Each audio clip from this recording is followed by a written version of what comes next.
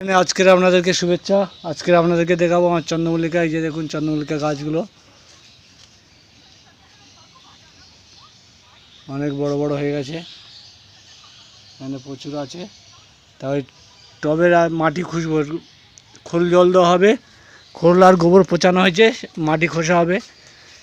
কীভাবে মাটি খুঁজবো সেটা দেখাবো। এই যে আমরা এগুলো খুঁজে দিয়েছি মাটি, এই যে আপনারা এই যে খুঁজবেন এরপরে। যেহেতু আমাদের গাছ সবাই 10-12 দিন লাগানো হয়েছে, খোল জল দেওয়া হবে। তো এই যে মিচিমিচি শুধু উপরে মাটিটা হালকা করে খুঁজে দিতে হবে, হালকা করে দিলে মাটিটা একটু হালকা শুকনো হলে তারপর খোল আর গোবর পচানো থাকবে, সেটা দেওয়া হবে। খোল গোবর পচানো জল যখন দেবো তখনও একটা ভিডিও ছাড়বো, এখন এইটা দেখাচ্ছি আপনাদেরকে।